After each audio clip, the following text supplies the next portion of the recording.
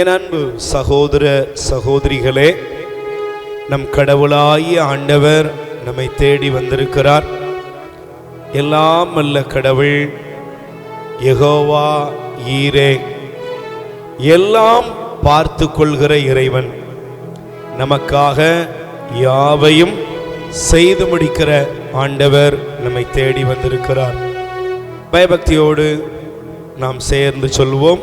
ஆண்டவராய் இயேசுவே, ஆண்டவராய் இயேசுவே, உம்மை நாங்கள் ஆராதிக்கிறோம். உம்மை நாங்கள் ஆராதிக்கின்றோம். என் கடவுளாய் ஆண்டவரே, என் கடவுளாகி ஆண்டவரே, உம்மை நாங்கள் ஆராதித்து உம்மை நான் ஆராதித்து உமக்கு நாங்கள் நன்றி செலுத்துகின்றோம். உமக்கு நாங்கள் நன்றி செலுத்துகின்றோம். இயேசு ஆண்டவரே, இயேசு ஆண்டவரே, தூயாதி தூயவரே, தூயாதி தூயவரே, உம்மை நாங்கள் ஆராதிக்கிறோம். உம்மை நாங்கள் ஆராதிக்கின்றோம். நற்கருணையில் வீற்றிருக்கும் என் தெய்வம், நற்கருணையில் வீற்றிருக்கிற தெய்வம், நீர் சர்வ வல்லவர். நீர் சர்வ வல்லவர். வான தூதர்களும் வான தூதர்களும் புனிதர்களும் புனிதர்களும் பரிசுத்தர் பரிசுத்தர் என்று பரிசுத்தர் பரிசுத்தர் என்று உம்மை ஆராதித்து கொண்டு உம்மை ஆராதித்து கொண்டு துதிக்கும் பொழுது தகுதியில்லாத எங்களையும் தகுதியில்லாத எங்களையும் உமது பிரசன்னத்திலே உமது பிரசன்னத்திலே துதிக்கும்படியாக உமது பெயரை அறிக்கையிடும்படியாக நீர் எங்களுக்கு தந்திருக்கிற நல் வாய்ப்புக்காக நாங்கள் உமக்கு நன்றி கூறுகின்றோம். நாங்கள் பலவீனர்கள், பாவிகள், ஆனாலும் உமது பேர் இரக்கத்தினால் எங்களை உமது சொந்த பிள்ளைகளாக நீர் ஏற்றிருக்கிறீர். அதற்காக நன்றி கூறுகிறோம். இயேசு ஆண்டவரே, எல்லா புனிதர்களோடும் அன்னை மரியாவோடும் நாங்கள் உம்மை ஆராதிக்கிறோம். உம்மை ஆராதிக்கிற இந்த நேரத்தில் என்னையும் என் குடும்பத்தாரையும் உம் பாதத்தில் சமர்ப்பிக்கிறோம். எங்கள் மீது இரக்கமாயிரும். பாடல் எண் 8வது பாடலை எடுத்துக்கொள்வோம். பிரியமானவர்களே, நாம் கடவுளை பாடும் பொழுது, துதிக்கும் பொழுது முழு இருதயத்தோடு நாம் ஆண்டவரை பாடி புகழ்வோம். நம் கடவுள் சர்வ வல்லவர். அவர் வல்லமை உள்ள கடவுளாக இருக்கிறார். நாம் சேர்ந்து நாம் பாடி, ஆண்டவர் நல்லவர், அவரை போல ஒருவரும் இல்லை. ஆமென். ஹல்லேலூயா. நல்ல வலது கரத்தை உயர்த்தி சொல்லுங்க. Hallelujah. Praise the Lord. Hallelujah. அப்பாவும் சமூகத்திலே எப்போதும் ஆராதனை, அப்பாவை துதிக்கையில எங்க உள்ளமெல்லாம் பொங்குதையா. கைகள் தட்டி பாடும், எல்லாரும் சேர்ந்து பாடும். ஆமென்.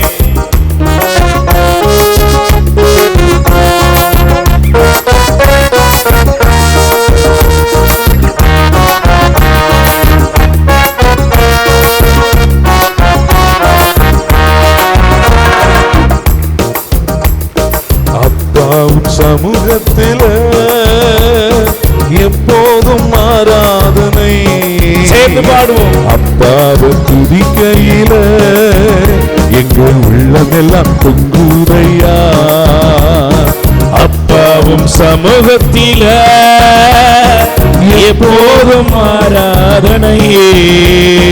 அப்பாவை துதிக்கையில எங்கள் உள்ளமெல்லாம் பொங்குதையா. எங்கள் உள்ளமெல்லாம் பொங்குதையா. ஆண்டவரே, தாயை போல தேற்றுகிறவரே, தகப்பனை போல சுமக்கிற கடவுளே, நீர் ஒருவரே ஆண்டவர். சோதனைகள் வரும்பொழுதெல்லாம் தாங்கி எங்களை நடத்துகிற தெய்வமே, எங்கள் மீது இரக்கமையும் ஆண்டவரே.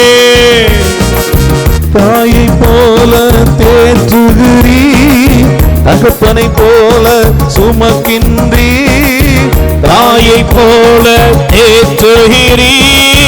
தகப்பனை போல சுமக்கின்றீர். மீண்டும் பாடுவோம். தாயை போல தேற்றுகிறீர். தகப்பனை போல சுமக்கின்றீர். சோதனை வருகின்ற நேரமெல்லாம் தாங்கி எங்களை நடத்துகிறீர். சோதனை வருகின்ற நேரமெல்லாம் தாங்கி எங்களை நடத்துகிறீர். தாங்கி எங்களை நடத்துகிறீர். அப்பாவும் சமூகத்தில சேர்ந்து பாடுவோம். எப்போதும் ஆராதனை. அப்பாவை துதிக்கையிலே எங்கள் உள்ளமெல்லாம் பொங்குதையா. எங்கள் உள்ளமெல்லாம் பொங்குதையா. கூப்பிடும் காக்கை குஞ்சிக்கும் ஆகாரம் தருகிற தெய்வம். ஆண்டவரே, எங்கள் வாழ்க்கையில் நீர் எங்களை கைவிடாத கடவுள். எங்கள் மீது மனமிறங்கும் ஆண்டவர். எங்களை தாங்கி நடத்துகிற தெய்வம். எங்களை நேசிக்கிற கடவுள். உமது பிரசன்னத்தினால் எங்களை நிரப்பும் அப்பா. கூப்பிடும் காக்கை குஞ்சுகட்கும் ஆகாரத்தை தருகின்றீர். கூப்பிடும் காக்கை குஞ்சுகட்கோ ஆகாரத்தை தருகின்றீர். கூப்பிடும் காக்கை குஞ்சுகட்கோ ஆகாரத்தை தருகின்றீர். அவைகளை பார்க்கிலும் எங்களையே மிகவும் நேசித்து நடத்துகிறீர். அவைகளை பார்க்கிலும் எங்களையே மிகவும் நேசித்து நடத்துகிறீர். மிகவும் நேசித்து நடத்துகிறீர். அப்பாவும் சமூகத்தில எப்போதும் ஆராதனை. அப்பாவை துதிக்கையில எங்கள் உள்ளமெல்லாம் பொங்குதையா. எங்கள் உள்ளமெல்லாம் பொங்குதையா. எங்கள் மீது கண்ணை வைத்து ஆலோசனை சொல்லுகிற ஆண்டவரே, தீமைகளும் பொல்லாப்புகளும் வருகிற நேரத்திலெல்லாம் உமது கூடார மறைவில் நீர் எங்களை வைத்து பாதுகாக்கிறீர். ஆண்டவரே, எங்கள் மீது இரக்கமாயிரும் என்று சொல்லி பாடுவோம். எங்கள் மீது கண்ணை வைத்து ஆலோசனை சொல்லுகிறீர். எங்கள் மீது கண்ணை வைத்து ஆலோசனை சொல்லுகின்றீர். எங்கள் மீது கண்ணை வைத்து ஆலோசனை சொல்லுகிறீர். தீங்கு வருகின்ற நேரமெல்லாம் கூடார மறைவினில் மறைக்கின்றீர். தீங்கு வருகின்ற நேரமெல்லாம் கூடார மறைவினில் மறைக்கின்றீர். கூடார மறைவினில் மறைக்கின்றீர். அப்பாவும் சமூகத்தில எல்லாரும் சேர்ந்து பாடுவோம். எப்போதும் ஆராதனை. அப்பாவை துதிக்கையில எங்கள் உள்ளமெல்லாம் பொங்குதையா. எங்க உள்ளமெல்லாம் பொங்குதையா. எங்கள் உள்ளமெல்லாம் சமூகமே எப்போதும் ஆராதனை. அப்பாவை துதிக்கையில எங்க உள்ளமெல்லாம் பொங்குதையா. எங்க உள்ளமெல்லாம் பொங்குதையா. மீண்டும் பாடும். பாவும் சமூகத்தில எப்போதும் ஆராதனை. அப்பாவை துதிக்கையில எங்கள் உள்ளமெல்லாம் பொங்குதையா. எங்க உள்ளமெல்லாம். பயபக்தியோடு முழங்கால் படியிடுவோம். கண்களை மூடுவோம். எனக்கு பிரியமான என் அன்பு சகோதர சகோதரிகளே, நம் கடவுளாய ஆண்டவர், எல்லாம் வல்ல கடவுள், நம் மீது கண் வைத்து பார்க்கிற கடவுள், நம்மை மறக்காத கடவுள். நேற்றைய தினத்திலே நாம் தியானித்தோம். யோபு சொன்னார், என் உற்றார் என்னை ஒதுக்கினர், என் நண்பர்கள் என்னை மறந்தனர். இளைய குமாரனுடைய வாழ்க்கையை ஆண்டவர் காண்பித்தார். உடன் பிறந்த சகோதரன் அவன் கடந்த காலத்தையும் அவனுடைய வாழ்க்கையில் உள்ள குற்றங்களையும் பெரிதுபடுத்தினானே தவிர அவன் ஏற்றுக்கொள்ளவில்லை. சாரா என்ற ஒரு பெண்ணுடைய வாழ்க்கையில அவள் வாழ்க்கையில் நடந்த சம்பவங்கள், அவள் சூழ்நிலைகளை வைத்து அவளை அவமான சின்னமாய், அவளை ஒரு கேலி பொருளாய், அவளை வேதனைப்படுத்தி அவளை வேலைக்காரி. இந்த உலக வாழ்க்கையில் எல்லாரும் ஏதாவது ஒரு சூழ்நிலையில் நம்மை மறப்பதும் கைவிடுவது விலகி போவது இதெல்லாம் நடப்பதுண்டு. ஆனால் ஆண்டவர் நம்முடைய வாழ்க்கையில் ஒருபோதும் நம்மை மறக்கவே மாட்டார். அவர் நம்மை கைவிடவே மாட்டார். இந்த நேரத்திலும் கூட என் அன்பு நண்பர்களே, என் அன்பு சகோதரனே, என் அன்பு சகோதரியே, நீ எந்த சூழ்நிலையில் அழுது கொண்டிருக்கிறாயோ, எதையெல்லாம் பாரமாய் சுமந்து கொண்டிருக்கிறாயோ, அதை எல்லாத்தையும் ஆண்டவர்கிட்ட ஒப்பு கொடுங்கள். இந்த நாட்கள் உங்களுக்கும் எனக்கும் ஒரு பெரிதான கிருபை நாட்கள். ஆண்டவர் நம்மை தேடி வருகிறார். துயரத்தின் மத்தியிலே, வியாகுலத்தின் மத்தியிலே நம்முடைய வாழ்க்கை எந்த விதத்திலும் அழிந்து போக கூடாதென்று ஆண்டவர் நம்மை தேடி வருகிறார். பைபிள் சொல்லுகிறது, என் கண்ணீரை எல்லாம் ஆண்டவர் தோற்பையில் சேர்த்து வைத்திருக்கிறார். சங்கீதம் 56:8 வசனம் சொல்கிறது, என் கண்ணீரெல்லாம் ஆண்டவர் தன் தோற்பையில் சேர்த்து வைத்திருக்கிறார். என் துன்பங்களின் எண்ணிக்கையை அவர் அறிவார். 2 கைகளை விரித்துக் கொள்ளுங்கள். யாரையும் பார்க்காதீங்க, இயேசுவை மட்டும் பாருங்க. எல்லாரும் இயேசுவை மட்டும் பாருங்க. கண்களை திறந்து பாருங்க. ஆண்டவரே, நீர் என் மீது இரக்கம் வையும் என்று சொல்லி பாடுங்க. ஒப்பு கொடுங்கள்.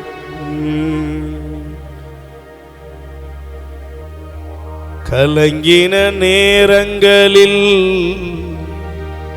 கை தூக்கி எடுப்பவரே, கண்ணீரின் பள்ளத்தாக்கில் என்னோடு இருப்பவரே, உறவுகள் மறந்தாலும் நீர் என்னை மறப்பதில்லை, காலங்கள் மாறினாலும் நீர் மட்டும் மாறவில்லை, உறவுகள் மறந்தாலும் நீர் என்னை மறப்பதில்லை, காலங்கள் மாறினாலும் நீர் மட்டும் மாறவில்லை.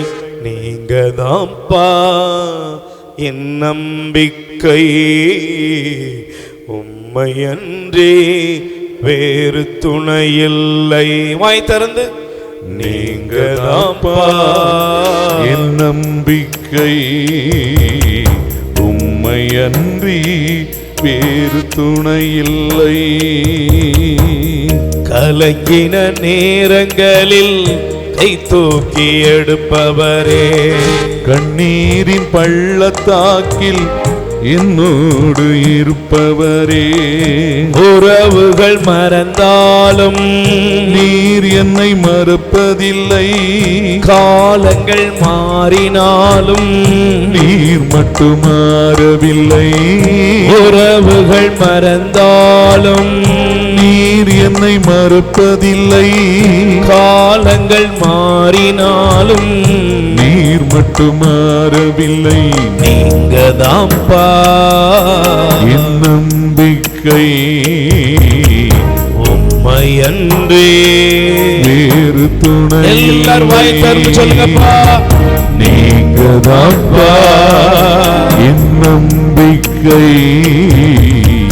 உம்மையன்றி வேறு துணையில்லை. கைகளை உயர்த்தி சொல்லுவோம். ஆண்டவராய் இயேசுவே, ஆண்டவராய் இயேசுவே, என் கலக்கங்களையும் என் கலக்கங்களையும் கவலைகளையும் கவலைகளையும் வேதனைகளையும் வேதனைகளையும் பய உணர்வுகளையும் உம்மிடம் ஒப்புக் கொடுக்கிறேன். ஆமென். ஆமென். அமர்ந்து கொள்வோம். ஆண்டவர் இயேசு கிறிஸ்துவில் எனக்கு மிகவும் பிரியமான என் அன்பு சகோதர சகோதரிகளே, மீண்டும் இந்த அற்புதமான நல்ல நாளில், இந்த இனிய நேரத்திலே நற்கருணை ஆண்டவரோடு, எல்லாமல்ல நம் கடவுளோடு நாம் இருப்பது உண்மையாகவே ஒரு பெரிய பாக்கியம். இந்த நாளில், இந்த நேரத்தில் ஆண்டவர் நம்மை தொடுகிறார், ஆறுதல் படுத்துகிறார், நம்மை சுகப்படுத்தி கொண்டிருக்கிறார். நாம் இப்பொழுது ஆண்டவரை துதித்து கொண்டிருந்த பொழுது, பாடி ஜெபித்து கொண்டிருந்த பொழுது, ஆண்டவர் சில காரியங்களை வெளிப்படுத்தினார். கழுத்து பகுதியில் ஒரு நரம்பு பிரச்சனையினால் பாதிக்கப்பட்டிருக்கிற ஒருவர் 3 ஆண்டுகளாக அந்த கழுத்து பகுதியில் உள்ள அந்த நரம்பு பிரச்சனையினால் பாதிக்கப்பட்டு நீங்கள் சிகிச்சை பெறுறீங்க, ஆனால் உங்களுக்கு சுகம் கிடைக்கல. ஆனால் இப்போ பாடல் பாடி ஜெபித்து கொண்டிருந்த பொழுது ஆண்டவரிடமிருந்து ஒரு வல்லமை உங்களுக்கு புறப்பட்டு சென்று ஆண்டவர் இப்பொழுது உங்களை தொட்டு சுகப்படுத்தி கொண்டிருக்கிறார். கைகளை தட்டி ஆண்டவருக்கு நன்றி சொல்லுங்க. நன்றி இயேசுவே. அதே போல கர்ப்பப்பை கட்டியோடு இருக்கக்கூடிய 2 பேரை ஆண்டவர் தொட்டு குணப்படுத்துகிறார். அதில் சர்ஜரி பண்ணணுங்கிற அளவுக்கு போயிருக்கிறீங்க. அந்த நபரும் இன்னொரு சகோதரி, இன்னொரு நபரும் கர்ப்பப்பை கட்டியோடு நீங்கள் பாதிக்கப்பட்டு அந்த பாதிப்புகளுக்காக நினைத்து சில வேதனைகளையும் துயரங்களையும் சுமந்து கொண்டிருக்கிறீர்கள். ஆண்டவர் உங்களுக்கு பரிபூர்ண சுகப்படுத்தலை தருகிறார். நீங்கள் அடுத்து பரிசோதித்து பாருங்கள். நிச்சயமாக இந்த ஜெப நாளில் உங்களுக்கு பரிபூர்ண ஒரு சுகத்தை ஆண்டவர் தருகிறார். கைகளை தட்டி நன்றி சொல்லுங்கள். நன்றி இயேசுவே. ஹல்லேலூயா. அதே போல எப்பொழுதுமே அந்த கண் மறைப்பது போல அப்படியே பார்வை குறைந்து போவதும், கண் மறைப்பதும், கொஞ்சம் தூரம் நடக்க கூட முடியாதபடி இருக்கக்கூடிய ஒருவரை ஆண்டவர் தொட்டு சுகப்படுத்தி கொண்டிருக்கிறார். கரங்களை தட்டி ஆண்டவருக்கு நன்றி சொல்லுங்கள். நன்றி இயேசுவே. ஹல்லேலூயா. ஹல்லேலூயா. ஹல்லேலூயா. ஹல்லேலூயா. 2 தொடை பகுதிகளிலுமே அந்த தொடை பகுதியில் நரம்புகள்லாம் பிடித்து இழுப்பது போல அந்த கால்களில் பலன் இழந்து போன ஒரு சகோதரரை ஆண்டவர் தொட்டு சுகப்படுத்தி கொண்டிருக்கிறார். கைகளை தட்டி ஆண்டவருக்கு நன்றி சொல்லுங்கள். ஹல்லேலூயா. ஹல்லேலூயா. தற்கொலை எண்ணத்தோடு இருக்கிற ஒரு 2 பேரை ஆண்டவர் தொடுகிறார். நீ வாழ்க்கையில பயப்படாத, நான் உன் கூட இருக்கிறேன் என்பதை ஆண்டவர் உறுதிப்படுத்துகிறார். அந்த மனநிலையிலிருந்து, அந்த தீமையிலிருந்து ஆண்டவர் அவர்களுக்கு முழுமையான விடுதலை கொடுத்து ஆசீர்வதிக்கிறார். கரங்களை தட்டி ஆண்டவருக்கு நன்றி சொல்லுவோம். நன்றி. Praise the Lord. Praise the Lord. Hallelujah. Hallelujah. Hallelujah. Hallelujah. தலையினுடைய இடது பகுதி இந்த சைடுல வலி வேதனையோடு ஒரு 7 ஆண்டுகளாக கஷ்டப்படக்கூடிய ஒருவரை ஆண்டவர் தொட்டு குணப்படுத்துகிறார். இப்பொழுது உங்களுக்கு பரிபூர்ண சுகம் உண்டாகி கொண்டிருக்கிறது. Praise the Lord. Praise the Lord. சொல்லுங்க ஹல்லேலூயா. Hallelujah. ஒரு 13 வயதான மகளுக்காக ஒரு தாயார் ஜெபித்து கொண்டிருக்கிறீங்க. அந்த மகளுடைய சில வியாதிகள், பலகீனங்கள், அதை குறித்து ரொம்ப கவலையோட கண்ணீரோடு ஜெபித்து கொண்டிருக்கிறீர்கள். ஆண்டவர் அந்த மகளை ஆசீர்வதிக்கிறார். அந்த மகளுக்கு ஆண்டவர் பரிபூர்ண சுகத்தை கொடுக்கிறார். கைகளை தட்டி ஆண்டவருக்கு நன்றி சொல்லுங்கள். நன்றி இயேசுவே. ஹல்லேலூயா. ஹல்லேலூயா. Praise the Lord. Praise the Lord. பிரியமானவர்களே, கடவுளால் ஆகாதது ஒன்றுமே இல்லை. ஆமென். நிச்சயமா இன்னைக்கு நீங்க என்ன ப்ராப்ளத்தோட, எந்த கஷ்டத்தோடு வந்திருந்தாலும் எல்லாத்தையும் ஆண்டவர் மாற்றுகிறார். ஆமென். Praise the Lord. நிச்சயமாய் நீங்கள் அற்புதத்தை காண்பீர்கள். ஆமென். நல்லது பிரியமானவர்களே, கடவுள் நம்மை மறக்க மாட்டார். ஆமென். சொல்லுங்க ஹல்லேலூயா. ஆண்டவர் சொன்னாரு, இஸ்ரவேலே நான் உன்னை மறக்க மாட்டேன். அப்படிதான் நம்ம கூட ஆண்டவர் பேசினார். ஆமென். ஆனா பாருங்க, கடவுள் நம்மை மறக்க மாட்டார். ஆமென். பக்கத்துல கை கொடுத்து சொல்லுங்க. கை கொடுப்பீங்களா? இன்னைக்கு நல்ல கை கொடுத்து சொல்லுங்க. ஆண்டவர் உங்களை என்ன செய்ய மாட்டாரு. ஆனா நீங்க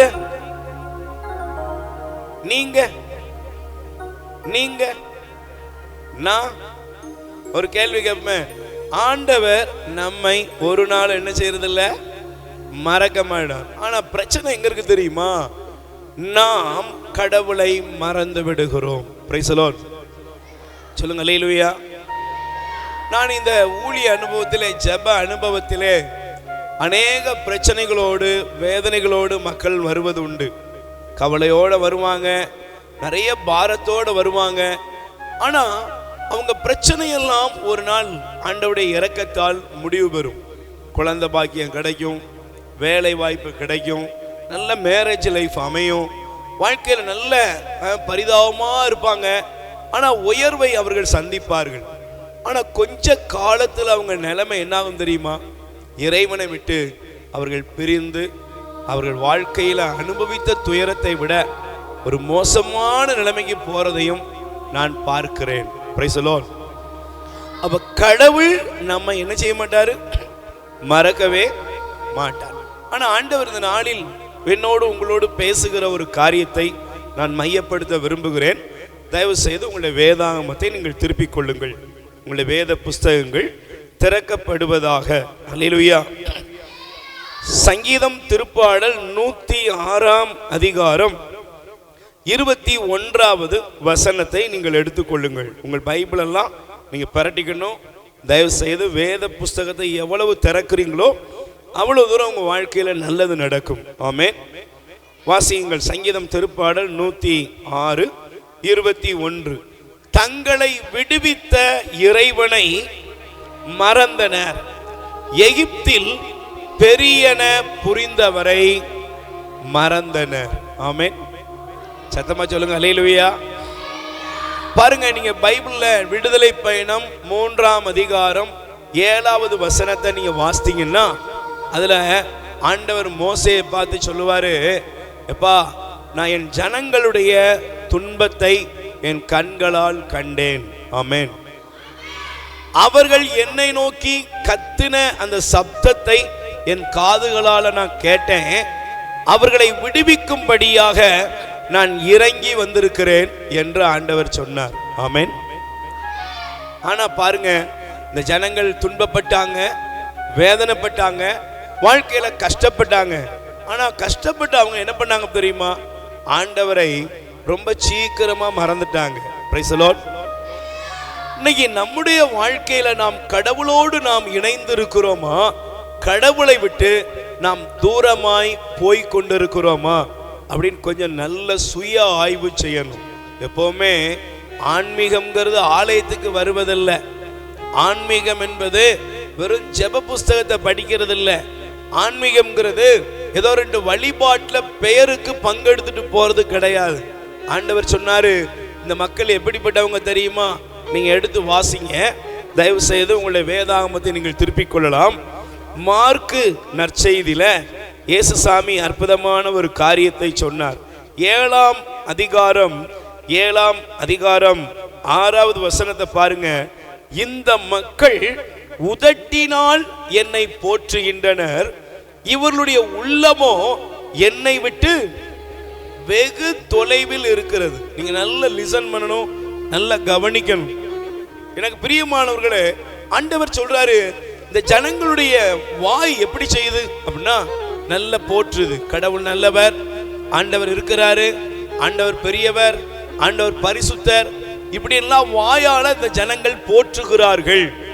ஆனால் இவர்களுடைய உள்ளமோ என்னை விட்டு வெகு தொலைவில் இருக்கிறது.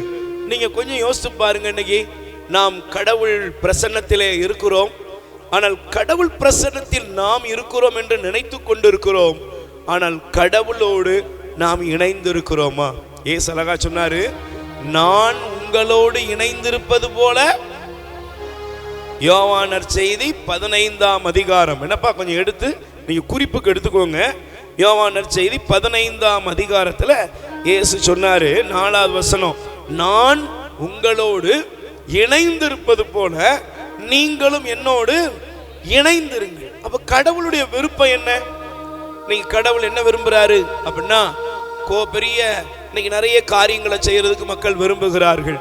கடவுளுக்காக நாங்க அதை கொடுப்போம், இதை கொடுப்போம், சொத்தையே எழுதி வைப்போம், என்னெல்லாமோ நினைச்சுக்கிறாங்க. ஆனா கடவுள் அதை விரும்பல.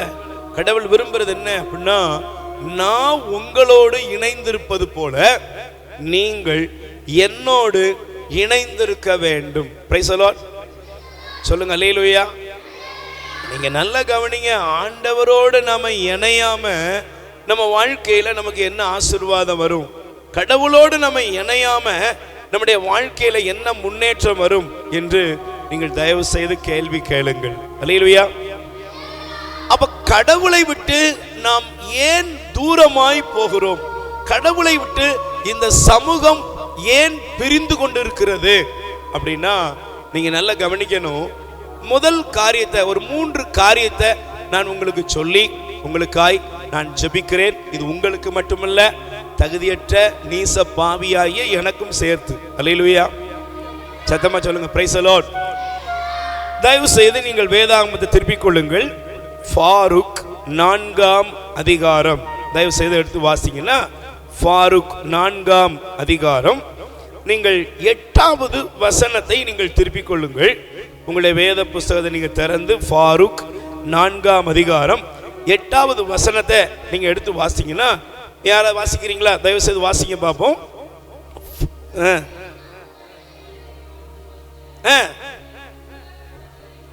கடவுளை மறந்தீர்கள்,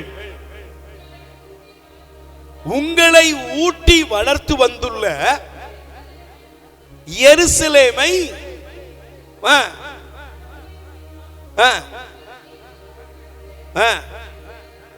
பிரைஸ் தி லார்ட். கடவுள் நம்மை பேணி வளர்த்தார், கடவுள் நம்மை பாதுகாக்கிறார், கடவுள் நம்மை பராமரிக்கிறார். ஆமென். சத்தமா சொல்லுங்க அல்லேலூயா. இன்னைக்கு நம்ம இந்த உலக வாழ்க்கையில பாருங்க, கடவுள் நம்மை பாதுகாக்கிறார். இங்க இருக்கிற எத்தனையோ பேர் பெரியவங்க உங்க வாழ்க்கையில நீங்க கேட்ட அழகா சொல்லுவீங்க, என்னைக்கோ செத்து இருக்கணும் சாமி, ஆனா ஆண்டவர் இன்னும் நமக்கு உசுறு போட்டிருக்காரு. இன்னும் இங்க இருக்கிற நம்ம எத்தனையோ பேர் நம்முடைய வாழ்க்கை என்னைக்கோ முடிஞ்சிருக்கும், ஆனா ஆண்டவருடைய தயவு நம்மை பாதுகாக்கிறது. அல்லேலூயா. சத்தமா சொல்லுங்க அல்லேலூயா. அப்ப கடவுள் சொல்றாரு, நான் பேணி பாதுகாத்தேன், நான் என் பிள்ளைகளுக்கு எல்லாம் செய்தப்பா, ஆனா அவங்க என்ன மறந்தாங்க. Price the Lord. நீங்கள் தயவு செய்து எசையா தீர்க்கதரிசியின் புஸ்தகம் எடுத்துக்கொள்ளுங்கள். எசையா தீர்க்கதரிசியின் புஸ்தகத்துல முதல் அதிகாரம் கொஞ்சம் நல்ல கவனிங்க. முதல் அதிகாரம் 2-3 வசனங்களை நான் வாசிக்கிறேன். கவனிங்கப்பா. 2-3 வசனம். விண்வெளியே கேள், மண்ணுலகே செவிகொடு, ஆண்டவர் திருவாய் மலர்ந்தருளுகின்றார். பிள்ளைகளை பேணி வளர்த்தேன், அவர்களோ எனக்கு எதிராக கிளர்ந்தெழுந்தார்கள். அல்லேலூயா. ஆண்டவர் சொல்றார், நான் யாரை வளர்த்தேன்? சத்தமா சொல்லுங்க, யாரை வளர்த்தேன்? பிள்ளைகளை வளர்த்தேன். எப்படி வளர்த்தேன்? பேணி வளர்த்தேன். நீங்க ஓசியா தீர்க்கதரிசியின் புஸ்தகம் 11ஆம் அதிகாரத்தை பிறகு நீங்க படிச்சு பாருங்க. அதுல ஆண்டவர் சொல்லுவாரு, நான் என் பிள்ளைக்கு உணவு ஊட்டினேன், நான் அவனை நடக்க சொல்லி கொடுத்தேன் அப்படின்னு ஆண்டவர் தன்னுடைய இருதயத்தை திறந்து பேசுவார். அல்லேலூயா. இப்ப பைபிள் சொல்லுகிறது, பிள்ளைகளை பேணி வளர்த்தேன். எல்லாரும் சொல்லுங்க, எப்படி வளர்த்தேன்? பிள்ளைகளை நான் பேணி வளர்த்தேன். இங்க இருக்கிற ஒவ்வொருத்தரையுமே ஆண்டவர் பேணி வளர்த்தார். எத்தனையோ பேர் இங்க இருக்கிற நம்ம வாழ்க்கையில கொஞ்சம் யோசித்து பாருங்க. இன்னைக்கு நம்மெல்லாம் கொஞ்சம் நல்லா இருக்கிறோம், நல்ல சந்தோஷமா இருக்கிறோம். கடவுள் நமக்கு வாழ்க்கையை கொடுத்திருக்கிறார். ஆமென். சொல்லுங்க அல்லேலூயா. நம்மளை எத்தனையோ ஆபத்து, விபத்து, பொல்லாப்பு, நோய் நொடி, எத்தனையோ தீமையிலிருந்து ஆண்டவர் பாதுகாத்தாருங்கிறத உணர்றவங்க மட்டும் கை தூக்குங்க பார்ப்போம். என்னை ஆண்டவர் பாதுகாத்தார் சாமே. எல்லாருமே என்ன, யாருமே விதிவிலக்கு கிடையாது. அல்லேலூயா. அப்ப எல்லாரையுமே சாக வேண்டியவன், அழிஞ்சு போக வேண்டியவன், எத்தனையோ விதமான தீமைகள் வந்த பொழுதும் அத்தனை காரியத்திலிருந்தும் ஆண்டவர் நம்மை விடுவித்தார், பேணி பாதுகாத்தார். Praise the Lord. ஆனா ஒரு கேள்வி கேளுங்க, பேணி பாதுகாத்தேன், பேணி பாதுகாத்தேன், பேணி பாதுகாத்தவருக்கு என்ன பலன் கிடைச்சது? எனக்கு ஒரு சம்பவம் ஞாபகத்துக்கு வருது. மீண்டும் நேற்று ஒரு சம்பவத்தை சொன்னேன், இன்னைக்கு ஒரு சம்பவத்தை சொல்லுவது சரியாக இருக்கும் என்று நினைக்கிறேன். கொஞ்ச நாட்களுக்கு முன்பாக ஒரு வீட்டில் நடந்த சம்பவம். ஒரு தாயார், அவருடைய ஒரு அன்பு தாய், அப்போ அவர்களுக்கு ஒரே ஒரு மகன். அவருடைய மகன் ஒரு நல்ல படிக்க வச்சாங்க. அப்போ அவன் படிக்கும் பொழுது, அவன் சின்ன சிறுவனாக இருக்கும் பொழுது அவனுடைய தகப்பனார் இறந்துட்டார். அவங்க ஃபேமிலியில் சொன்னாங்க, ஏம்மா நீ சின்ன பிள்ளையா இருக்க, உன் ஒத்த பையன் தான் வச்சுருக்க, நீ ஒரு மேரேஜ் பண்ணிக்கோ அப்படின்னாங்க. ஆனால் அந்த அம்மா ரொம்ப நல்ல பொண்ணு, அவங்க நல்லா இருந்திருக்காங்க, கடவுள் மேலே நம்பிக்கை. அவங்க சொன்னாங்க, இல்லை என் ராசாவுக்காக நான் வாழ்வேன் அப்படின்னு சொல்லி அந்த மகனை ஒவ்வொரு நாளும் பேணி பாதுகாத்தாங்களாம். என்ன வேலை கிடைக்கோ செஞ்சாங்க, வீட்டு வேலைகளுக்கு போனாங்க. அப்போ கையெல்லாம் புண்ணாகி போய் காய்ப்பு காய்ச்சி வரும்பொழுதெல்லாம் இவன் வளர வளர இந்த பையன் கையை பிடிச்சிட்டு முத்துவானா. மகன் முத்தம் கொடுத்துட்டு சொல்லுவானா, அம்மா இந்த கஷ்டமெல்லாம் ஒரு காலம் தீரும், பிரைஸ் தி லார்ட், இந்த கஷ்டமெல்லாம் உனக்கு ஒரு நாள் தீரும் அம்மா என்று அந்த மகன் தன் தாயை பார்த்து சொல்லுவானா. இந்த அம்மாவுக்கு ஒரு நாள் என் துன்பம் தீரும், என் வாழ்க்கையில் இருக்கிற கஷ்டம் மாறும்னு இந்த தாய் நினைத்து கொண்டே இருந்தாலும். எனக்கு பிரியமானவர்களே, ஒரு நாள் அவன் கல்லூரியெல்லாம் முடித்தான். மகன் ஃபஸ்ட்டு இந்த அம்மா ஒருத்தருடைய அந்த வேலை செஞ்ச இடத்துல உள்ள ஒரு அதிகாரி அவர்கிட்ட பேசி எடுத்து மகனை ஒரு நல்ல ஜாப்பில் சேர்த்தாங்க. மகன் நல்ல வேலைக்கு போனான். அவன் சொன்னான், எம்மா இதோட உன் கஷ்ட காலம் தீர்ந்தது. அம்மாவுக்கு பெரிய எதிர்பார்ப்பு, மகன் முதல் மாத சம்பளத்தோடு வருகிற நாள் வந்தது. அப்போ மகன் வரப்போகிறான், மகன் தன்னுடைய கஷ்டத்தெல்லாம் தீர்க்க போகிறான். மகனுக்காக அவள் எதிர்பார்த்து கொண்டிருந்தாள். வீட்டு முன்னால் ஒரு கார் வந்து நின்றது. மகன் வந்தான், மகனோடு கூட இன்னொரு பெண்ணும் வந்து இறங்கினாள். மகனோடு கூட ஒரு பெண்ணும் வந்து இறங்கினா. ரெண்டு பேரையும் பார்த்தோன்னா அம்மாவுக்கு ஒரு அதிர்ச்சி. அவன் சொன்னான், இதுதான் என்னுடைய மனைவி, நான் உங்கள்கிட்ட சொல்லலை, நான் காலேஜில் படிக்கும்போதே இவளை மேரேஜ் பண்ணிக்கிட்டேன். அம்மாவுடைய இருதயம் ரொம்ப நல்லா இருந்திருக்கும், அப்படி தானே? இங்கே இருக்கிற அம்மாக்கள்லாம் சொல்லுங்கள் பார்ப்போம். அம்மாவுடைய இருதயம் தன் கணவன் இழந்த பொழுது இருந்த வேதனையை விட அவளுடைய இருதயம் ரொம்ப துயரப்பட்டுச்சு. ஆனால் அதெல்லாம் சகிச்சுட்டு அவங்கள உள்ளே கூப்பிட்டா, தன்னுடைய அறையெல்லாம் அவங்களுக்கு கொடுத்தா, பரவாயில்லப்பா அப்படின்னு இருந்தா. ஒரு 4 நாள் 5 நாள் ஒரு வாரத்தில் அந்த பொண்ணு பேசினா, இந்த அழுக்கு பிடிச்சவா அந்த வீட்டில் இருந்தான்னா நான் அந்த வீட்டில் இருக்க மாட்டேன், இனிமே ஒன்று முடிவு பண்ணுங்க, ஒன்று அவங்க அம்மா இருக்கணும் இல்லை நான் இருக்கணும். மகன் சொன்னா, நான் சீக்கிரமாகவே அம்மாவை வேற எங்கேயாவது விட்டுருந்தேன் அப்படின்னு. அந்த இரவு அவன் தாய் அவருக்கு சின்ன எழுத தெரியாவிட்டாலும் ஒரு எழுதி வைத்து விட்டு போனாலாம், என் மகனே நீ நல்லாரு, நான் உன்னை விட்டு பிரிந்து செல்லுகிறேன் என்று போய்விட்டான். இன்னைக்கு வர அந்த மகன் தேடிக்கிட்டு இருக்கான், அம்மா கிடைக்கல. நீங்க யோசிச்சு பாருங்க, இங்க இருக்கிற நம்மில் பல பேர், நான் ஒருவேளை இந்த சம்பவத்தை சொல்லும் பொழுது அநேகருடைய கண்கள்ல ஒரு வேதனை இருக்கும். அந்த தாய் அந்த மகனை பேணி வளர்த்தாள், அந்த மகனுக்காக தன் வாழ்க்கையை அர்ப்பணித்தாள், அந்த மகனுக்காகவே இந்த உலகத்துல எல்லாத்தையும் தியாகம் பண்ணாள். தன் மகனிடமிருந்து ஒரு நாள் நல்லது கிடைக்கும் என்று எதிர்பார்த்த அவளுக்கு என்ன கிடைத்தது? துயரம், வேதனை. சகோதரனே, சகோதரியே, இந்த உலகத்தில் உன்னை பேணி பாதுகாக்கிற கடவுளுக்கு, உன்னை பாதுகாக்கிற இறைவனுக்கு நீங்களும் நானும் என்ன கொடுக்கிறோம்? நாம் என்ன சிஸ்டர் கொடுக்கிறோம்? நீங்க கொடுக்கிற 2 மாலையும் மெழுகுதிரியும் கடவுளை திருப்திப்படுத்த நினைக்கிறீங்களா? நீங்களும் நானும் இந்த கடவுளுக்கு ஒரு ஆலயத்தை கட்டிட்டோம்னா இந்த கடவுள் ரொம்ப சந்தோஷப்படுவார் நினைக்கிறீங்களா? இந்த கடவுளுக்கு இயேசுவின் திரு இருதயம், இல்லைன்னா மாதாவுடைய சுரூபம், இல்லைன்னா புனித சூசியப்பட்ட சுரூபம், இதெல்லாம் ட்ரெஸ் மாட்டி ஒரு கிரீடம்லாம் வச்சோம்னா இதெல்லாம் கடவுளுக்கு உகந்தது அப்படின்னு நினைக்கிறீங்களா? உண்மையில இதை போல மடத்தனங்கள் ஒன்றுமே இல்லை. ஏன்னா ஆண்டவரே சொல்றாரு, நீங்க பொன்னும் வெள்ளியும் என்னுடையது, உங்கள்கிட்ட யார்ப்பா பொன்னையும் பொருளையும் கேட்டா? எசையா 1ஆம் அதிகாரத்தை பிறகு படிங்க. புனித மார்க்ரீத் மரியம்மாளை பார்த்து ஆண்டவர் ஒரு வார்த்தை சொன்னார். என்ன தெரியுமா உங்களுக்கு சிஸ்டர்? என்ன சொன்னாங்க தெரியுமா? புனித மார்கரெட் மரியம்மாளை பார்த்து இயேசு அற்புதமான ஒரு வார்த்தையை சொன்னாரு. என்ன இருதயம் சொன்னாருமா? நீயாவது என் இருதயத்திற்கு ஆறுதல் அளிப்பாயா. பிரதர், சிஸ்டர், 70 வயசுல இருக்கிறீங்க, 50 வயசுல இருக்கிறீங்க. உங்க வாழ்நாள் இன்னும் எவ்வளவு காலம் யோசித்து பாருங்க. நீங்கள் இந்த உலகத்தில் வாழ்கிற இத்தனை நாட்கள் இந்த இறைவன் எல்லா நன்மைகளையும் உங்களுக்கு தந்திருக்கிறார் சார்.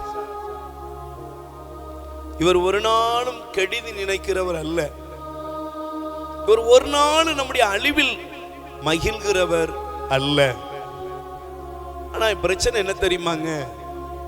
இவருக்கு ஆறுதல் அளிக்க வேண்டிய நீங்களும் நானும் இவரை காயப்படுத்தி கொண்டே இருக்கிறோம். Price the Lord. எப்படி காயப்படுத்துறோம்? நீங்க நல்ல கவனிங்க. எப்படி காயப்படுத்துறோம்? மனம் திரும்பாமல், மனம் திரும்ப மனமில்லாமல் நாம் வாழ்ந்து கொண்டிருக்கோம். அல்லேலூயா. சிஸ்டர், பிரதர், நீங்க மனம் திரும்பாமல், நானும் நீங்களும் மனம் திரும்பாமல் வாழ்ந்து கொண்டிருக்கிறோம். கடவுள் நம்மை தேடி வருகிறார். ஆண்டவர் நம்மை தேடி தேடி வருகிறார். ஆனால் அவர் தேடி வரும் பொழுது நாம் அவருக்கு என்ன கொடுக்கிறோம்? நீங்க யோசித்து பாருங்க. நான் மக்களை பேணி வளர்த்தேன், அவர்களோ எனக்கு எதிராக கிளர்ந்தெழுந்தார்கள். எப்படி எழுந்தாங்களாம் சொல்லுங்க? எப்படி எழுந்தாங்களாம்? நான் சமீபத்தில் ஒரு அம்மா சொன்ன சம்பவத்தை இன்னொன்று உங்களுக்கு சொல்லலாம். அந்த மகனை நல்ல ஒரு தாயும் தகப்பனும் மகனை நம்பி கடன்லாம் வாங்கி அவனுக்காக எல்லா தியாகமும் பண்ணாங்களாம். ஒரு நாள் அவங்கள அவன் நட்டாத்துல விட்டுட்டு போற மாதிரி ஒரு சூழ்நிலை வந்தப்போ அந்த அம்மா பரிதவிச்சு சொன்னாங்களாம், டேய், உனக்காக நான் எவ்வளவு தியாகம் பண்ணியிருக்கேன் தெரியுமா அப்படின்னு அந்த அம்மா சொன்னாங்களாம். எல்லா அம்மாக்களுக்கும் இப்படி ஒரு வெப்ராளம் இருக்கும்.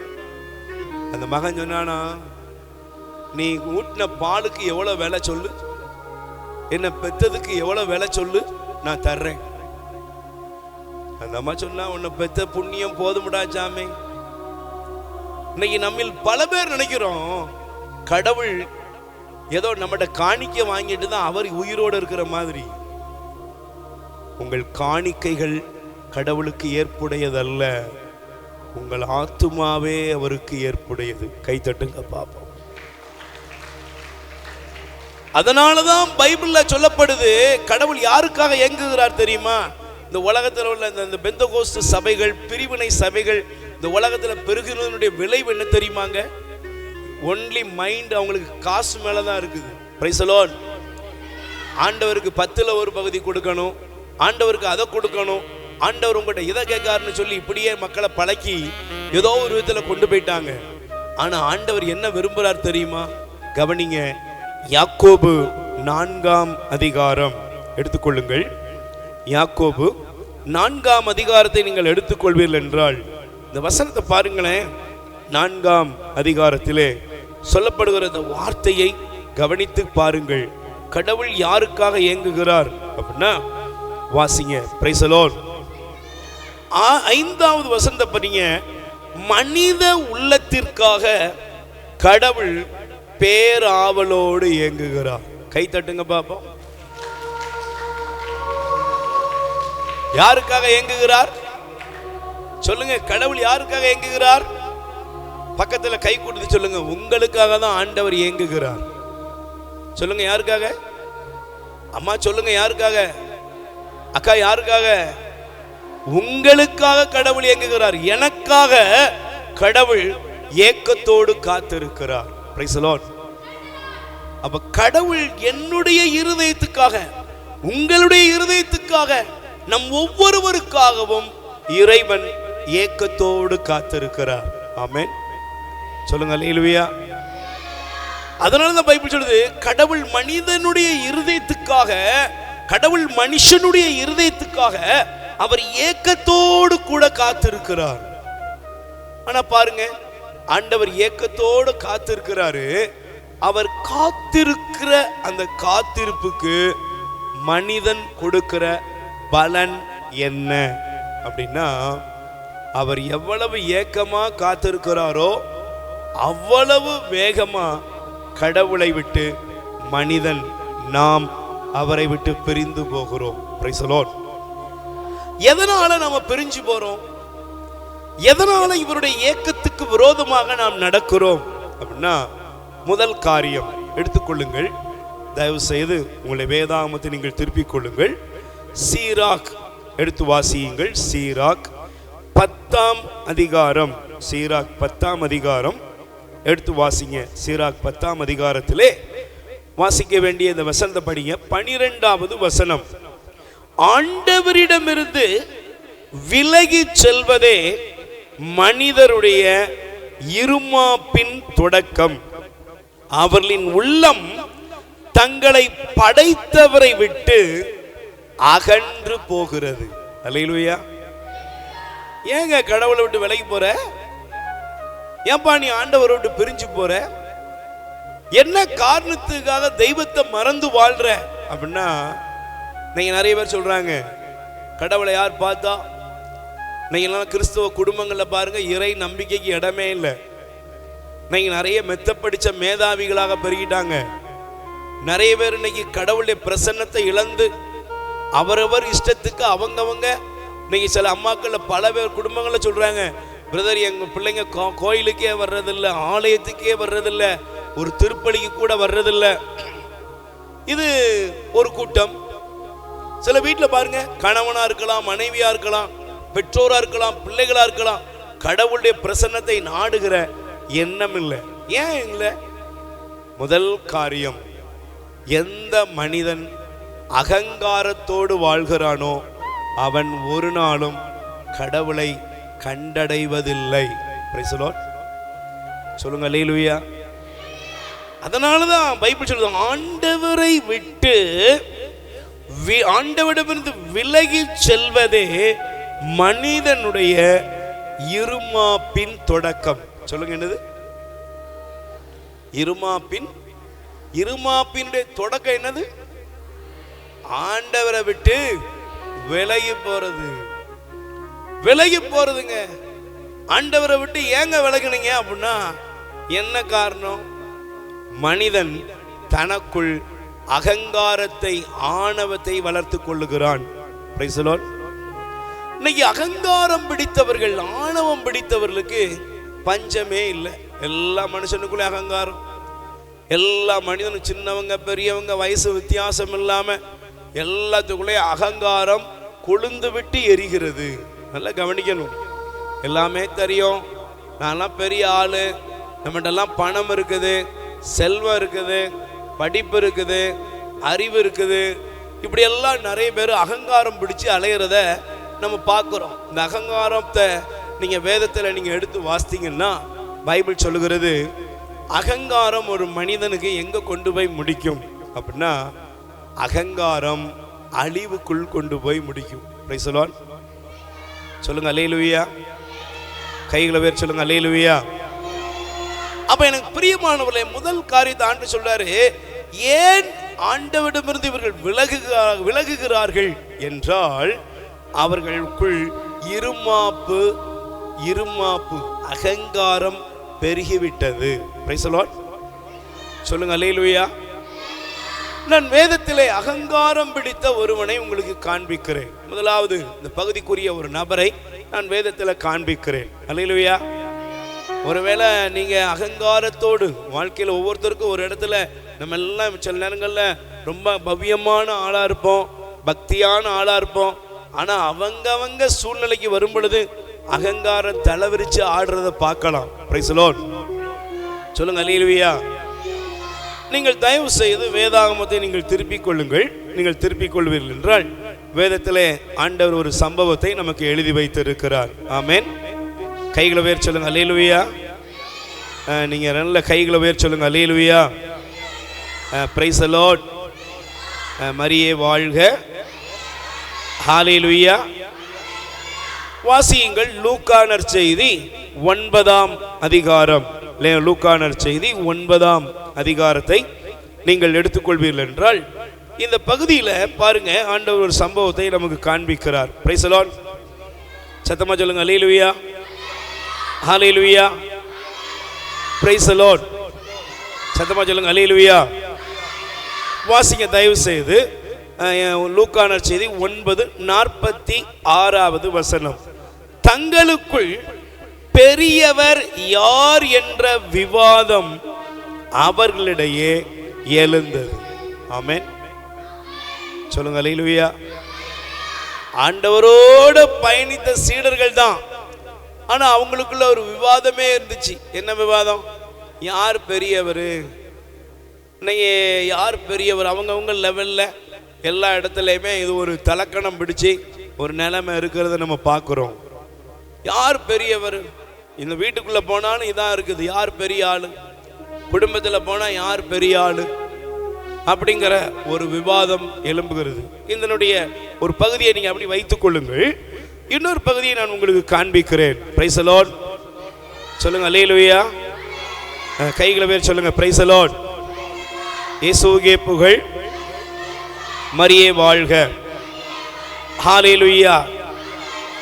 எனக்கு பிரியமானவர்களே, வாசிங்க. இந்த பகுதியை நம்ம வாசிக்கும் பொழுது ஆண்டவர் இந்த காரியத்தை நமக்கு காண்பிக்கிறார். அல்லேலூயா.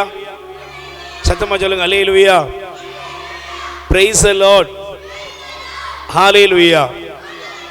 வாசிங்க லூக்கா நற்செய்தி, லூக்கா நற்செய்தி வாசிக்கிறீங்களா? 19ஆம் அதிகாரத்தில் 41வது வசனப்படிய இயேசு எருசலேம் நகரை நெருங்கி வந்ததும் அதை பார்த்து அழுதார்.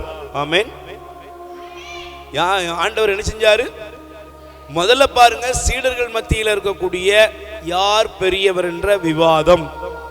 இன்னைக்கு எல்லா குடும்பங்களுக்குள்ளேயும் யார் பெரிய ஆளு, எல்லாருக்குள்ளேயும் ஒரு மமதை, ஒரு தலக்கணம், ஆன்மீகத்தில், ஆலயத்தில், எல்லா இடத்துலையுமே இது தலைவிரிச்சு ஆடிக்கிட்டு இருக்கு. Price the Lord. அதனால இவங்க என்ன பண்ண போறது இல்லை, மனம் மாற போறதே இல்லை. இதே பிரஸ்டீஜ் ப்ராப்ளத்திலே தான் கடைசி வர போறாங்க. அவங்களும் அழிகிறாங்க, மற்றவங்களையும் அழிச்சுக்கிறாங்க. சரி, அடுத்து ஆண்டவர் எருசலேம் நகரத்தை பார்த்தாரு. பார்த்துட்டு என்ன சொன்னார் தெரியுமா? பைபிள் சொல்லுது, எருசலேம் நகரை நெருங்கி வந்து அதை பார்த்து அழுதார். சொல்லுங்க, என்ன செஞ்சாராம்? எங்க நல்லா சொல்லுங்க. இயேசு எப்பமெல்லாம் அழுதாரு? லாசர் இறந்தப்ப என்ன செஞ்சாரு? அழுதார். சரி, அடுத்து எருசலேமை பார்த்து என்ன செய்யறாரு? அழுகிறார். உண்மையிலே நீங்க நல்லா கவனிக்கணும். இயேசு அழுதார் என்று சொல்லப்பட்ட இந்த இடம் மிக ஒரு வேதனையான ஒரு பகுதி. ஏன் அழுதாரு? இந்த எருசலேம் ஒரு தலைக்கணம் பிடித்த இடம். கடவுளின் ஆலயம் தான், கடவுளின் நகர் தான். Price the Lord. சத்தமா சொல்லுங்க அல்லேலூயா. நல்லா புரிஞ்சுக்கோங்க, எருசலேம் எப்படிப்பட்டது? கடவுளின் நகர். சொல்லுங்க, யாரு? கடவுளுடைய நகர். கடவுள் இங்கதான் இருக்கிறார், கடவுள் இங்கே வாழ்கிறார் என்று அதிகமாக நம்பப்பட்டது, உறுதியாக்கப்பட்டது. அதுல மாற்று கருத்து இல்லை. ஆமென். ஆனா அந்த எருசலேமை பார்த்து ஆண்டவர் அழுதார். பக்கத்துல கை கொடுத்து கேளுங்க, நீங்க யாரு? நீங்க யாரு? இங்க இருக்கிற எல்லாரும் யாருடைய பிள்ளைங்க? நல்லா சத்தமா சொல்லுங்க, யாருடைய பிள்ளைங்க? பிரதர், நீங்க யார் பிள்ளை? ஏசப்பா பிள்ளை. இங்க இருக்கிற தம்பி, நீ யார் பிள்ளை? ஏசப்பா பிள்ளை. நமக்கு எல்லாத்துக்குமே ஒரு பெரிய தைரியம், நான் யாரு?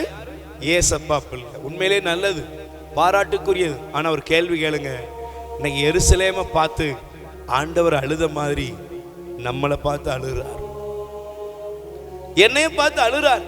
ஏன்?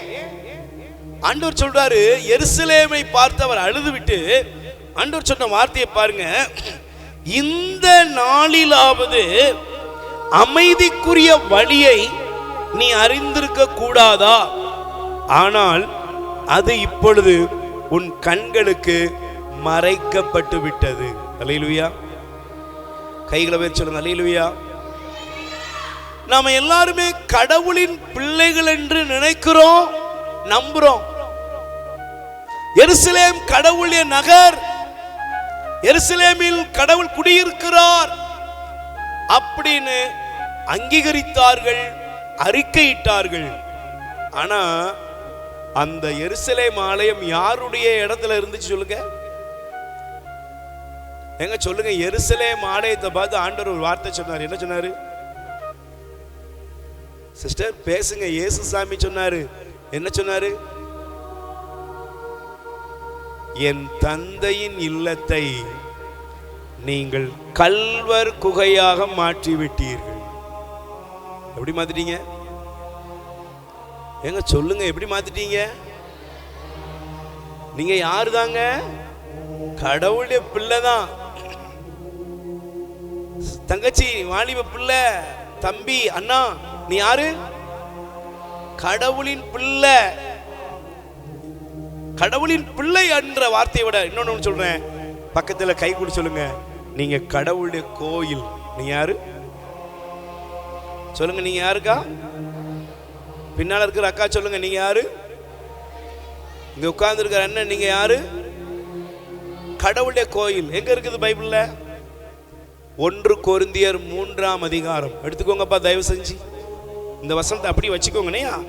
1 கொரிந்தியர் 3ஆம் அதிகாரம் நல்லா கவனிக்கணும். 3ஆம் அதிகாரத்துல ஆண்டவர் மிக தெளிவாக 16வது வசனத்தை நீங்க எடுத்து வாசிங்க சிஸ்டர்.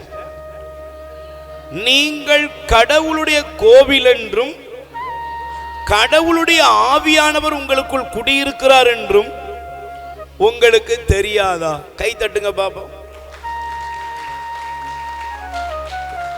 நீங்க யாரு சொல்லுங்க? நீங்க யாரு? கடவுளுடைய கோயில், கடவுளுடைய குழந்தைகள், நான் ஆண்டவருடைய பிள்ளை, நான் எருசலேம் அப்படின்னு நாம என்ன செஞ்சுக்கிறோம்? நல்ல பந்தாவா பேசிக்கிறோம். அல்லேலூயா. என்ன பண்ணினாலும் சிலர் சொல்லுவாங்க, ஒன்னே ஒன்று சொல்லுவாங்க, சாமி கடவுள் என் கூட இருக்கிறாரு. எல்லாத்தையும் பண்ணிட்டு சிலர் சொல்றாங்க, நல்ல துணிச்சலா சொல்றாங்க, கடவுள் என் கூட இருக்கிறாரு. ஆனா ஆண்டவர் சொல்றாரு, கடவுளுடைய நீங்கள் கடவுளுடைய கோயில் என்றும் கடவுளுடைய ஆவியானவர் உங்களுக்கு குடியிருக்கிறார் என்றும் உங்களுக்கு தெரியாதா? அல்லேலூயா. நான் சொன்ன நல்ல பாயிண்ட புரிஞ்சுக்கோங்க. சீடர்களுக்குள்ள ஒருவருக்குள்ள யார் பெரியவர் அப்படிங்கிற மமதை வந்தது. Price the Lord. அவங்க நினைச்சாங்க நாங்க இயேசுவோட சீடர்கள், நாங்க இயேசுவுக்காக வாழ்வோம் தான் அவங்களும் நினைச்சாங்க. அல்லேலூயா. ரெண்டாவது, எருசலேம் என்பது புனித நகரம். ஆனா அந்த புனித நகரத்தை பார்த்து ஆண்டவர் அழுதாரு. அல்லேலூயா. ஏன்னா பைபிள் சொல்லுகிறது அந்த புனித நகரம் கல்வரின் குகையாக மாறிவிட்டது. Price the Lord. என்ன எப்படி மாத்திட்டு சொல்லுங்க? எப்படி மாத்திட்டாங்க? கல்வருடைய குகையா மாத்திட்டாங்க. இப்ப ஆண்டவர் சொல்றாரு, நீங்கள் கடவுளுடைய ஆலயம் என்றும் கடவுளுடைய ஆவியானவர் உங்களுக்குள் குடியிருக்கிறார் என்றும் உங்களுக்கு தெரியாதா? சொல்லிட்டு சொல்றாரு, என்ன சொன்னாரு? ஒருவன் கடவுளின் ஆலயத்தை அழித்தால், போட்டிருக்கா? என்ன போட்டிருக்கு பாருங்க. ஒருவர் கடவுளின் கோவிலை அழித்தால் கடவுள் அவரை அழித்து விடுவார். ஏனெனில் கடவுளின் கோவில் தூயது, நீங்களே அக்கோயில். Price the Lord. சத்தமா சொல்லுங்க அல்லேலூயா. பிரதர் நீங்க நல்லா கவனிக்கணும், சிஸ்டர் நல்லா கவனிக்கணும். முதல்ல சொன்னேன், உங்களுக்குள்ள ஆணவம் அகங்காரம் எப்பொழுது இருக்கிறதோ அப்பொழுது கடவுளை விட்டு வழி விலகுவோம். ஏன் அகங்காரம் வருகிறது? நமக்குள்ள இருக்கிறது எல்லாம் தெரியும், நான் யாரு, நான் எனக்குள்ள அது இருக்குது. அநேக காரியங்களை வைத்துக்கொண்டு நாம் இறைவனுக்கு முன்பாக நம்மை நாமே தாழ்த்தி கொள்வதற்கு பதிலாக இருமாப்பின் உச்சத்திலே போகிற நாம் கடவுளின் நகராக இருக்கிற எருசலேமை பார்த்து ஆண்டவர் அழுகிறார். ஏன் அழுகிறார்னா, அந்த எருசலேம் கல்வரின் குகையாக மாறிட்டு. ஏன் தெரியுமா? ஆண்டவர் சொன்னாரு, உன்னை தேடி வந்த காலத்தை நீ அறிந்து கொள்ளவில்லை. Praise the Lord. அல்லேலூயா. இன்னைக்கு நல்லா கவனிக்கணும். ஆண்டவர் உங்களை தேடி வந்திருக்கிறார். கடவுள் உனக்கு ஒரு சான்ஸ் கொடுக்கிறாரு, ஒரு வாய்ப்பு கொடுக்கிறாரு. இந்த வாய்ப்பை நீ விட்டுறாத. நீங்க நிறைய பேருக்கு கடவுள் வாய்ப்பு கொடுக்கிறாரு. கடவுள் மனிதனை தேடி வர்றாரு. ஆனா என்ன பண்றாங்க பாருங்க, அகங்காரத்தோடு கடவுள் தேடி வருகிற அந்த உன்னத அழைப்பை உதறி தள்ளி விடுகிறார்கள். Price the Lord. சொல்லுங்க அல்லேலூயா. எனக்கு நான் ஒரு என்னுடைய ஊழிய அனுபவத்தை ஆரம்பித்த தொடக்க காலம். அப்போ என்னுடைய ஸ்பிரிச்சுவல் ஃபாதர் ஜி ஜோசப், அப்போ அந்த ஃபாதர் கூட நான் அப்படியே அவரோடு பயணித்த அந்த தொடக்க காலம். அப்போது ஒரு நாள் ஒரு ஃபேமிலி, நிறைய சம்பவங்கள் இருந்தாலும் சில சம்பவங்களை சொல்லிவிட்டு நான் உங்களுக்காக ஜெபிக்கிறேன். அப்போ அந்த தொடக்க காலத்தில் அவரோடு கூட போன பொழுது ஒரு ஃபேமிலி, ஒரு அம்மா 2-3 பெண் பிள்ளைகளோடு வந்து அவள் கண்ணீர் விட்டு அழுகிறாள். ஃபாதர், எப்படியாவது என் கணவரை நீங்கள் காப்பாற்றணும் அப்படின்னு அந்த அம்மா அழுதாங்க. அப்போ அந்த அம்மாவுடைய கண்ணீரை பார்த்துட்டு அவங்க வீட்டுக்கு நாங்கள் போனால் அந்த சகோதரனை பார்த்தீங்கன்னா எலும்பும் தோலுமா இருக்காரு, உடம்பெல்லாம் விலகினோம், நோயெல்லாம். அப்போ அந்த ரிப்போர்ட்டெல்லாம் அந்த அம்மா கொண்டு வந்து சொல்லுது, இவருக்கு கேன்சர்னு டாக்டர் சொல்லிட்டாங்க, இந்த லாஸ்ட் ஸ்டேஜ்னு சொல்கிறாங்க. அந்த மனுஷன் அழுதுகிட்டே இருக்கிறான். சாமி, எப்படியாவது என்ன காப்பாற்றுங்க, இந்த 3 சின்ன பிள்ளைங்க இருக்குது. அப்போ அவருக்காக நாங்கள் ஜெபம் பண்ணோம். அப்போ ஒரு தியானத்தில் நடத்தினோம். அந்த தியானத்தில் ஒரு 3 நாள் அவரை படுக்கை நோயாளியாக கொண்டு வந்து வைத்து நாங்கள் ஜெபத்தில் பங்கெடுத்தோம். வந்த ஜனங்கள் எல்லாம் அவர்களுக்காக மனமிறங்கி ஜெபம் பண்ணாங்க. Price the Lord. எனக்கு பிரியமானவர்கள், இந்த தியானம் 2வது நாள் நடந்து கொண்டிருந்தது. உண்மையிலே நான் எவ்வளவோ அற்புதங்களை உங்களுக்கு சொல்ல முடியும். நடந்து கொண்டிருந்த பொழுது நற்கருணை ஆராதனை, அவர் பின்னால் ஒரு கட்டிலில் படுக்க வைக்கப்பட்டிருந்தாள். எனக்கு பிரியமானவர்களை, ஆராதனை வேளையில் ஆண்டவருடைய வல்லமை அவரை நிரப்பியது. படுக்கையில் கடந்தவர் எழுந்தார், முன்னால வந்தார். ஆண்டவர் அவரை தொட்டதை அவர் உணர்ந்த சாட்சியாக சொன்னார். அல்லேலூயா. அந்த நாளிலே அந்த தியானம் முடியும் பொழுது அவர் நல்லா சாப்பிட ஆரம்பிச்சாரு. அடுத்து அவங்கள சொன்னோம், நீங்க எப்படி இருக்கக்கூடாது, ஒரு ரிப்போர்ட் எடுங்க. உடனே ஹாஸ்பிட்டல் போனாங்க. ரிப்போர்ட்டோடு அந்த அம்மா அந்த ஐயா பிள்ளைகளோடு வந்தாங்க. சிரிச்ச முகத்தோடு வந்தாங்க. ஃபாதர், பெரிய மிராக்கிள் நடந்திருக்கு, என் கணவருக்கு கேன்சர் இல்லை அப்படின்னு சொல்லிட்டாங்க. அவர் ஆண்டவர் சுகப்படுத்தினார். ஆமென். பாருங்க, கேன்சர் மறைந்து விட்டது, நோயிலிருந்து விடுதலை கிடைச்சது. ஆண்டவர் அவரை தொட்டார். அப்போ 2-3 இடத்துல வந்தாரு, சாட்சியெல்லாம் கூட சொன்னாரு. ஆனா பாருங்க, அந்த மனுஷன் ஒரு சில மாதங்கள் கழித்து நாங்க போய் கொண்டிருந்த பொழுது ஒருத்தர் கூப்பிட்டு சொன்னாரு, ஃபாதர், கொஞ்சம் அந்த மனுஷனை பாருங்க அப்படின்னு. பார்த்தா ஃபாதருக்கு ஒரே ஆச்சரியம், மனசுல ஒரு வேதனை, ரொம்ப சோகமா இருந்தார். நான் அதை பார்த்ததுனால சொல்றேன்.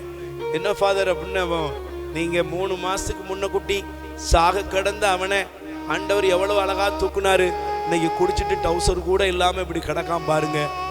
அப்போ அவனை தேடி போனோம். அவன் என்ன தெரியுமா சொன்னான் தெரியுமா? ஃபாதர், உங்களுக்கு விவரம் இல்லை ஃபாதர், கடவுள்லாம் என்னை குணப்படுத்தலை, டாக்டர் என் ரிப்போர்ட்டை மாற்றி வச்சு எனக்கு கேன்சர்னு சொல்லிட்டான். யாருக்கோ உள்ள கேன்சர் ரிப்போர்ட்டை எனக்கு எழுதி வச்சுட்டாங்க அப்படின்ட்டு. ஏன் காசு, நான் சம்பாதிக்கிறேன், நான் குடிக்கிறேன், உங்கள் வேலையை பார்த்துட்டு போங்க. Price the Lord. நானும் ஃபாதரும் அவரை தேடி போன நிறைய நாட்கள் உண்டு. ஆனால் கொஞ்ச நாள் கழித்து நாங்கள் அந்த பகுதிக்கு போன பொழுது அந்த அம்மா கண்ணீரோடு வந்து நின்றுச்சு, ஃபாதர் வாங்க அப்படின்னு. அந்த உள்ளே போனோம். தொண்டைக்குடியில் டீப்பு போட்டுருந்துச்சு, அந்த குரல் வலையெல்லாம் எடுத்துட்டாங்க. போன கேன்சர் முத்தி விட்டது. பாருங்க, உடலில் உள்ள எல்லா அவயங்களும் செயலிழந்து கண்ணில் மட்டும் கண்ணீர் மட்டும் வந்துச்சு. காப்பாற்ற முடியல, இறந்து போயிட்டான். கடவுள் தேடி வந்த காலத்தை மனிதன் அசட்டையாய் விட்டு விடுது. இங்க இருக்கிற நீங்களும் நானும் எவ்வளவு காலம் இருப்போம்? இங்க இருக்கிற யாருக்காவது ஒரு கேரண்டி இருக்கா? உங்க மனசாட்சி திறந்து சொல்லுங்க, நீங்க எவ்வளவு நாள் இருப்பீங்க? சவால் விடுறோமா? பத்திரம் போட்டு யாராவது எழுதி வச்சிருக்கிறோமா?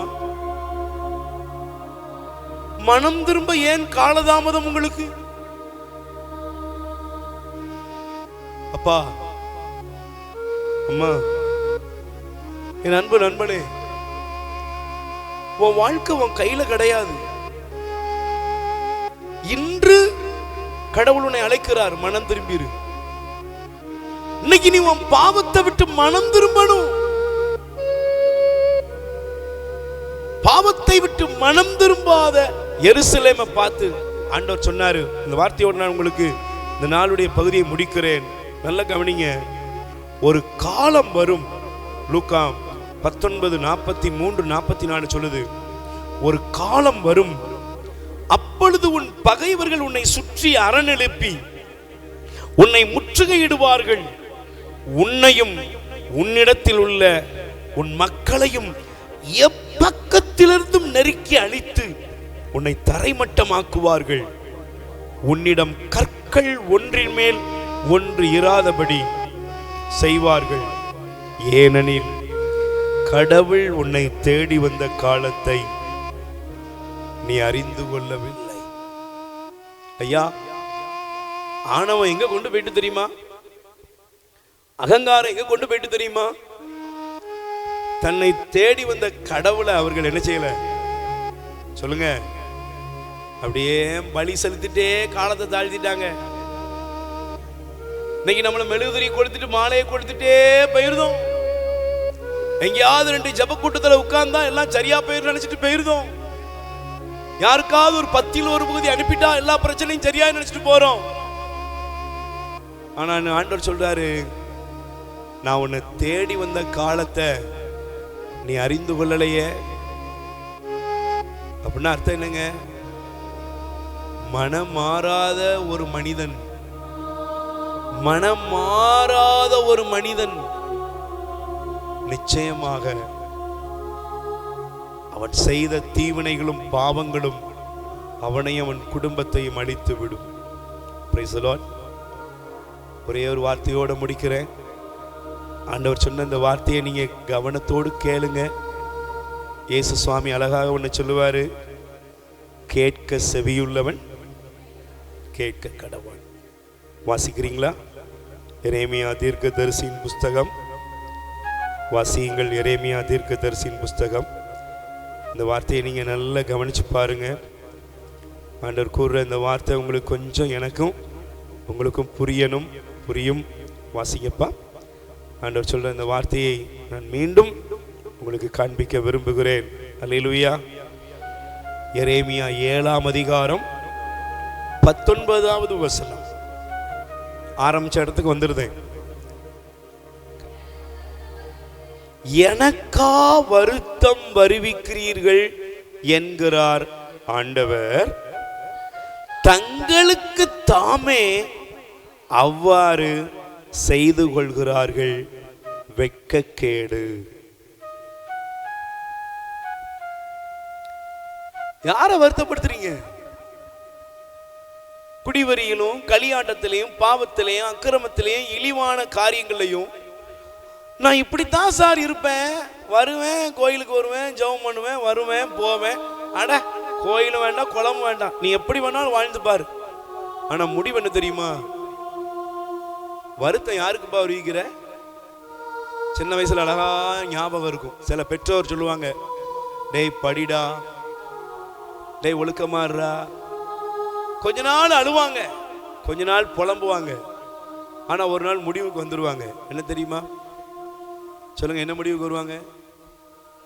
என்னால முடிஞ்சதை உனக்கு செஞ்சுட்டேன், இதுக்கு மேல ஒண்ணுமே பண்ண முடியாது, நீயாச்சு, உன் லைஃப் ஆச்சு. ஆண்டவர் சொல்றாரு, யாருக்குப்பா வருத்தம் வருவிக்கிறீங்க? சார், நீங்க செய்யற பாவம் உங்களை கொல்லும். சிஸ்டர், நீங்க செய்யற பாவம் உங்களை அழிச்சிரும். நீங்க செய்யற பாவம் உங்களோட போவாது, உங்க பிள்ளைகளின் பிள்ளைகள் மீது வந்து விடும். நான் என் காசு, என் பணம், என் படிப்பு, என் திமிரு, தனாவிட்டு எல்லாமே செத்த பின்னால் இல்லைங்க, உசுரோடு இருக்கும் போதே அதுக்குரிய விலையை நீங்க கொடுத்துதான் ஆகணும். தயவு செஞ்சு இந்த நாளில் ஆண்டவர் அழைக்கிறார். நீ என்ன மறந்து, நீ என்னை விட்டு பிரிஞ்சு என்ன பண்ண போற? இயேசு சொன்னார், என்னை விட்டு பிரிந்து உங்களால். கடவுளை விட்டு பிரிஞ்சு உங்களுக்கு சமாதானம் வந்துருமா? கடவுளை விட்டு பிரிஞ்சு உங்களுக்கு சந்தோஷம் வந்துருமா? கடவுளை விட்டு பிரிஞ்சு நிம்மதியா வாழ்ந்துருவீங்களா? வாழ்ந்துருவீங்களா? நல்லா இருந்துருவீங்களா? ஆரோக்கியமா இருந்துருவீங்களா? தலைக்கணத்தை விட்டு கீழே இறங்குங்க, திரும்பி வாங்க, முழங்கால் படியிடும். முழங்கால் படியிடும். உங்க தலைக்கணம், உங்க ஆணவம், பக்தி, பரவசம் இதெல்லாம் விட்டு கீழே இறங்குங்க. நாங்க ரொம்ப நல்லவங்க அப்படிங்கிற எண்ணத்தெல்லாம் விட்டு கீழே இறங்குங்க. நாங்களாம் ரொம்ப பரம்பரையா ஆண்டவருக்கு பிள்ளைங்க அப்படிங்கிறதெல்லாம் விட்டு கீழே இறங்குங்க. நான் செய்த பாவத்தையும் அக்கிரமத்தையும் நினைச்சு மனம் திரும்பி ஆண்டவர்கிட்ட வரும். இந்த நேரம் சும்மா சாதாரணமான நேரம் இல்லை. ஆண்டவரே, உம்மை வருத்தப்படுத்தி உம்மை நோகடித்த என்னை மன்னியும். உம்மை விட்டு பிரிந்து வாழ்கிற, விலகி வாழக்கூடிய என்னை மன்னியும். உமது அந்த அன்பை உதாசீனப்படுத்தி என்னை மன்னியும் என்று சொல்லி ஒப்புக்கொடு. 2 கைகளை விரித்துக் கொள். கண்ணீரோட வாங்க.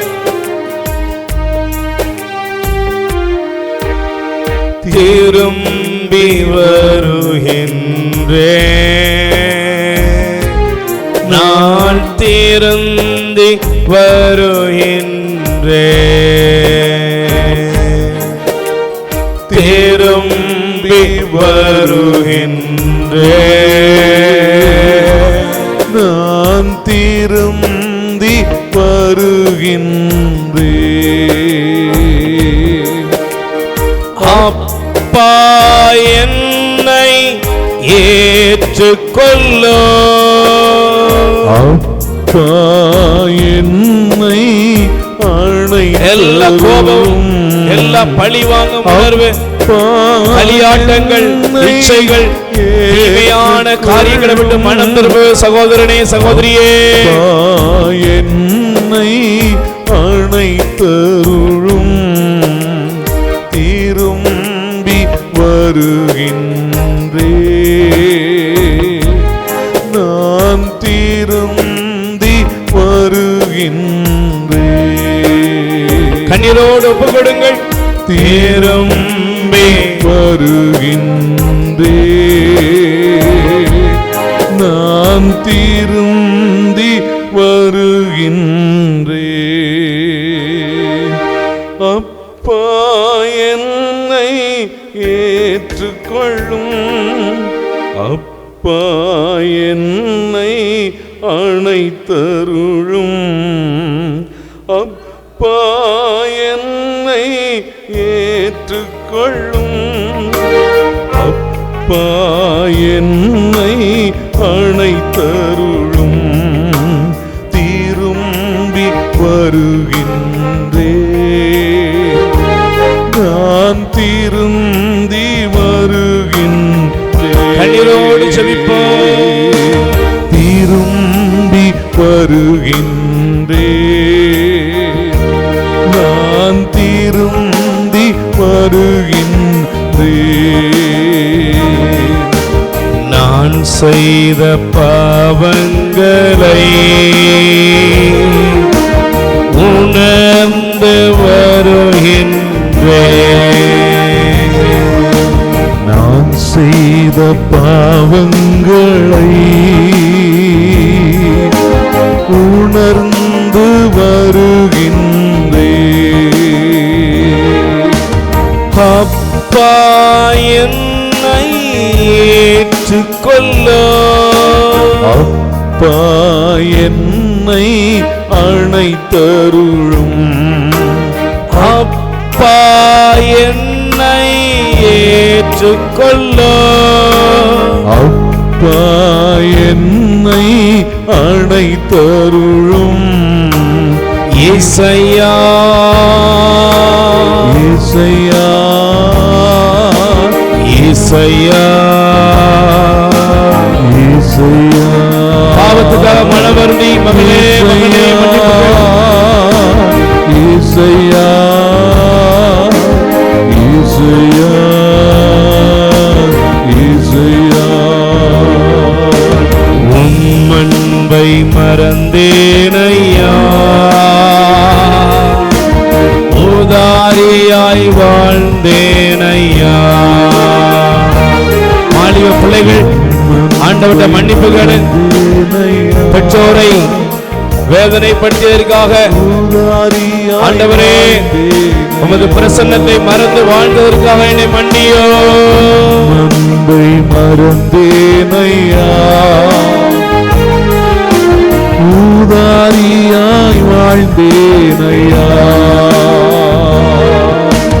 அப்பா என்னை ஏற்றுக்கொள்ள அப்பா வாயை திறந்து பாடி ஜெபித்துக் கொண்டே மக்களே.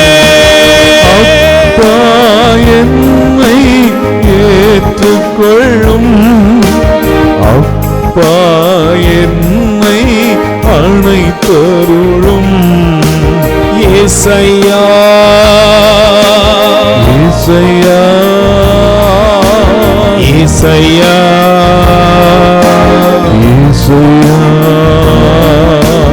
ஏசையா ஏசையா ஏசையா ஏசையா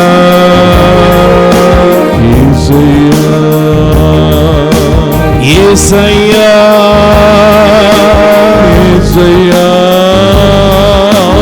ஏசையா ஏசையா உம்முகம்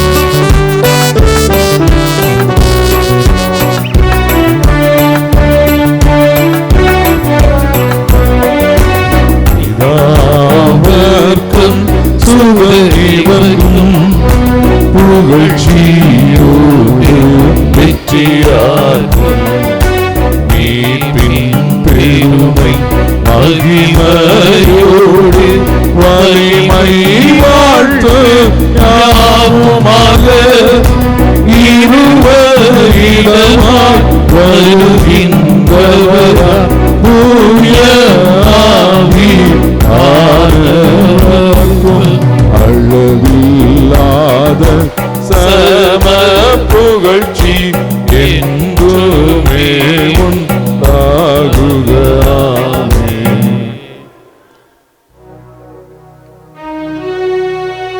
வானி நின்று அவர்களுக்கு அப்பமளித்தீரே.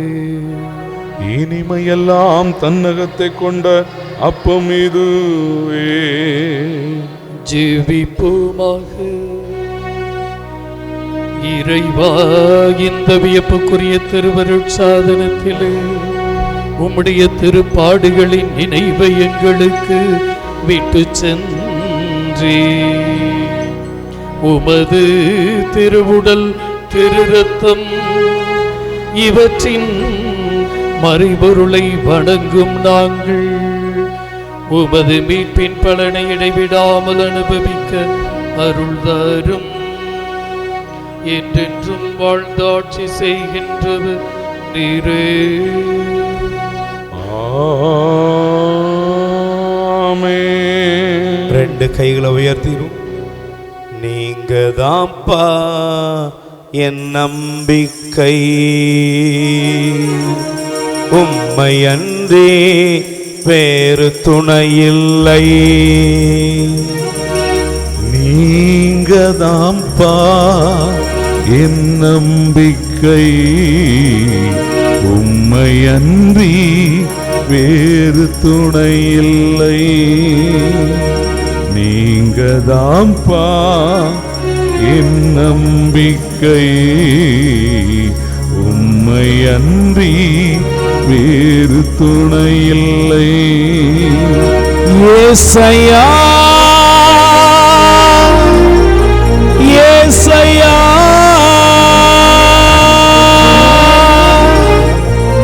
ஏசையா ஏசையா ஏசையா